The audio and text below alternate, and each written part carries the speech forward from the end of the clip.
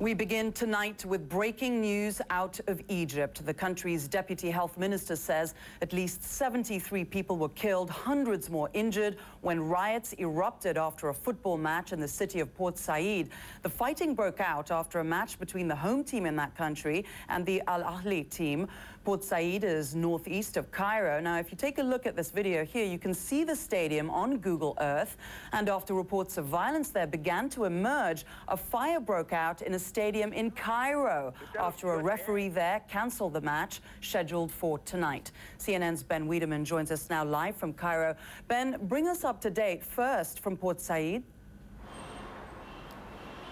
Well, what we know at this point is, as you mentioned, more than 70 people dead, as many as 1,000 injured. The hospitals in Port Said completely overwhelmed by the injured. They are putting out an urgent call for blood donations from the inhabitants of Port Said. Now, we understand that the violence broke out after the Port Said team, known as Al Masri, beat the other team, Al Ahly, from Cairo 3-1. The fans poured into the pitch, and then the fighting began. Apparently, some of the Port Said fans trying to attack the Ahly players. Now, we understand that there wasn't the normal level of security at the stadium when this happened.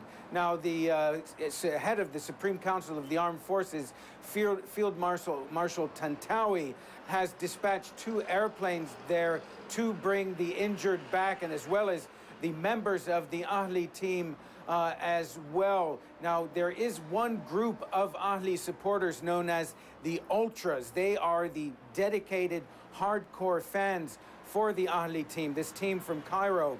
And they oftentimes are involved in clashes with opposing fans, but also in recent months they have been leaders in some of the clashes with the Egyptian security forces as well. So there may be a certain amount of bad blood between those supporters of the Ahly team and the security forces. Now, the government says they're going to launch an urgent investigation into this incident, and Parliament is holding an emergency session to discuss exactly what happened in Port Said. Zain? Ben, do you have any information about what happened at the other stadium in Cairo? Well, we understand this happened at a stadium in Nasser City, which is a suburb of Cairo. This was a fire. Apparently, there were no injuries, to the best of our knowledge, at this point. But, of course, there the game was canceled, as all games have now been canceled in Egypt in the aftermath of this bloodshed in Port Said. Zain? CNN senior international correspondent Ben Wedeman reporting to us from Cairo. James Montague is a CNN contributor, and he's also the author of the book When Friday Comes. It's all about football in the Middle East. He joins me now live. James, your reaction looking at what happened in Port Said? Well, I'm seeing some of these pictures for the first time, and it's absolutely tragic to see this. I mean, it must be one of the worst football disasters in Africa and possibly the world. I mean, it's terrible to see these deaths. Unfortunately, violence has been a major factor in Egyptian football for many years now, for decades. Why? Well, you have to remember that before the Arab Spring, you know, especially in the Middle East, there have been very little public space for people to exist and to express themselves. One of them has been the mosque, and the other has been the football terraces. So they've very much taken a different role than you would find in Europe and in maybe North and South America. Have you been to any of their matches, Ali, Masri? Just give me a flavour of what that would be like, or what you know of it. Certainly. I mean, Al Ahly Zamalek is the big Cairo derby. It's the biggest match in Africa, and is considered one of the most violent derbies in the world. But they both have different identities. One has been Ahly's closely linked with Arab nationalism, and Zamalek has always been seen as the awkward squad, kind of the outsiders, kind of more liberal. So they have political affiliations. They have political affiliations, but they very much joined forces during the Arab Spring. And as Ben mentioned in his report, the ultras, the kind of fan groups who are intelligent, very well organised, politically active individuals, got together really to fight with them on the front line in Sahir. So what could have triggered something like this? Just because the Ahly, which are kind of like the Manchester United team of Egypt, right? Because they lost, or because this was political? This would certainly have an undercurrent. I mean, you have to remember that Masri are a small team in Egypt, so beating Ahly is a cause for celebration. David and Goliath. David and Goliath, and so that could be one side of it.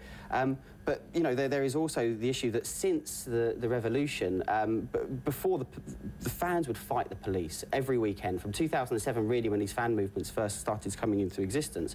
So since then, a lot of the police have not been going to the grounds because they're so hated, and you've seen this power vacuum, a security vacuum across Egyptian society, and football grounds have been no different. So there have been many incidences leading up to this. We just don't know whether this was due to a security vacuum, whether it's because of the Al-Masri fans in some kind of pro-Mubarak, which is what the Muslim Brotherhood are saying at the moment on the wires, that this is somehow kind of pro-Mubarak stance against the Ahli supporters. Who was a big supporter of the Ahli team? Well, but he was a big supporter of the Ahli team. He very much wrapped himself and used football as a way of boosting the image of Egypt abroad, because you have to remember the Egyptian national team is one of the most successful teams in African history. They're current African Cup of Nations holders. They won it 3 times in a row. So he very much used football as a way to boost his popularity and boost the popularity of Egypt abroad. So obviously after he fell, then, you know, there's been this security vacuum, so we don't know whether it's that or whether there's a Mubarak element to it. We just don't know at the moment.